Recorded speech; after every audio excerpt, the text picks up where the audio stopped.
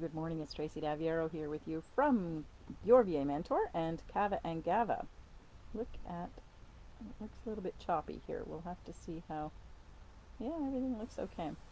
How are you this morning? I'm a little bit early, coming to you a little bit early this morning because I have to go someplace. So I have to leave shortly and definitely wanted to make sure that I got our live done today for you. Instead of delaying it, I thought I would show up a couple of minutes early. So I hope that's okay. Now, today we are talking about talking business. And pardon me, it's if you look through some of the videos that I've already done for you, you will see that they're, oh, hold on, I see what's going on here. I see what's happening. I need to do this. Put my microphone a little closer. There you go. Oh my goodness, look at that. You can hear me better now. And yes, so anyway, talking business, if you look through some of the videos that I've done for you previously, one of them is the number one piece of business advice that I can give you. And I'll give you a little hint. It's kind of what we're talking about today.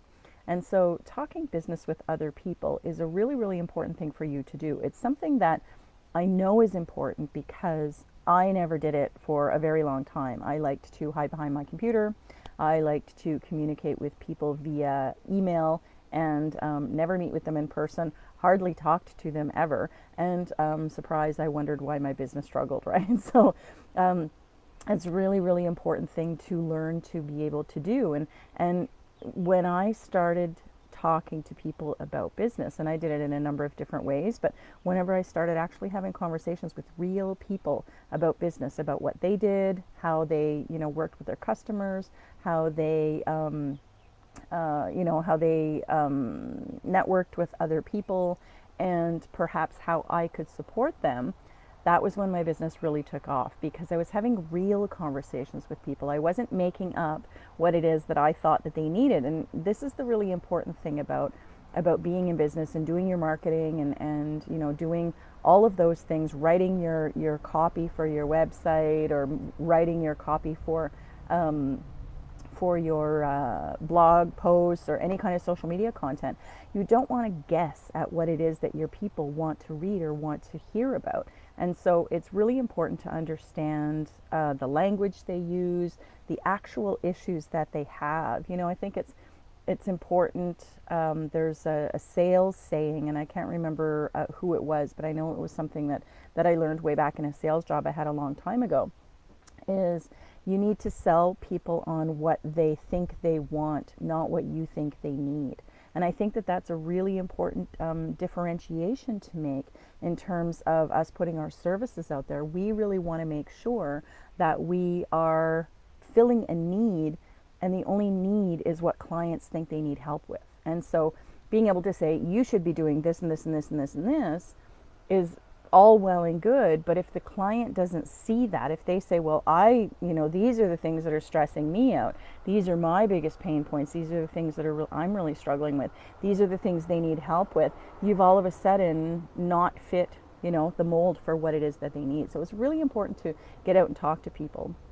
And, obviously during a pandemic, you can't really get out, but it's very, very easy, even more so now, to be using social media, to be using your connections that you have online and being able to have actual conversations with people. So practice makes perfect. I know that I still bomb conversations all the time. I did it a lot in the beginning, and I sought a little bit of help to figure out what I was doing wrong and why I was so uncomfortable in networking situations or in business, in kind of audiences, or not even audiences, but in groups of business owners. I always felt less than. I always felt like I wasn't as smart as they were, or maybe didn't make as much money as they did, or maybe didn't understand business as well as they did. And I think that that's what's really important for you to get to, where I do this all the time, and I say we are here and our clients are here too. We're equal to them because we're all business owners in our own right. We provide different services or different offerings, but we're not any different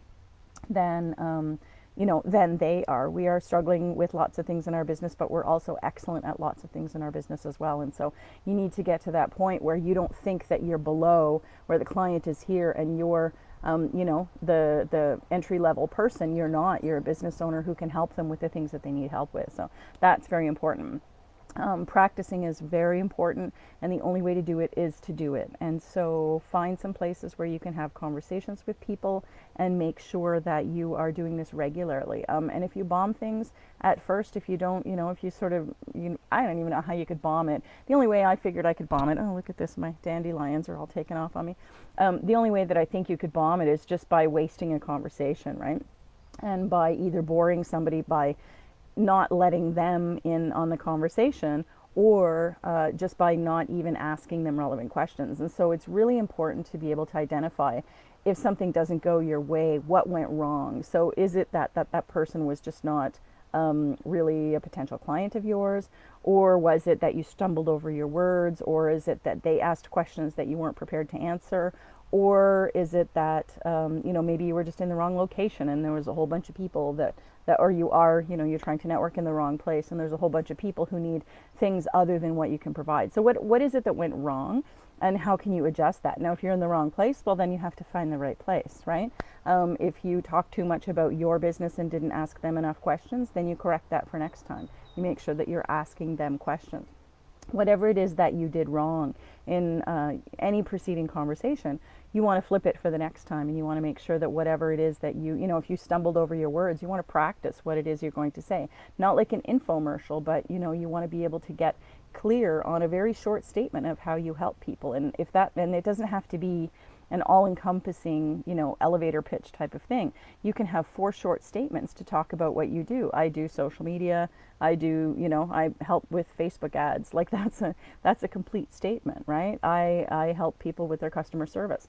That's a very clear thing. A lot of people know what that is, and you're going to find out what the language is that your clients use, or your potential clients use, in your travels and in your activities. So if it makes it easier for you, create a cheat sheet or icebreakers, things that you can talk about if you panic on a regular basis whenever you're actually talking to people. And this is not so much for social media, this is more for like a networking event, but have a few things that you can talk about. I know that if I'm coming into contact with somebody that I haven't seen in a really long time, or that maybe we struggle to have lengthy discussions about something, then or not, or maybe stay on topic sometimes. In these days of the pandemic, when I get together with anybody, I want to talk about anything other than COVID-19. And so, sometimes I'll put some ideas into my head and say, well, what are you watching on Netflix? Who have you seen? Where have you gone? And, the different things that how's your business going? Or, what's up with your mother, or whatever it is. So, you think about topics that you can talk to people about. And it's the same thing with business. Whatever it is, you want to be prepared. So, maybe you're going to talk about some software that you use. What software do you use? Are you using, Asana or MailChimp or Shopify? What are these things? Hey, did you notice that everybody from Shopify is working from home these days? They've made a decision that this is going to be the new normal moving forward. Twitter as well. So, think of those things that you can lead within a conversation, and make it a little bit more comfortable to talk about relevant industry type things if you don't just want to feel like you're pitching your services all the time. You will get more comfortable as you do it, and certainly so will the people around you. You will be able to lend your confidence and lend a little bit of your calmness, I guess it is. You want to be the guide, you want to be the professional. And so you want to be able to have conversations with people where you put them at ease.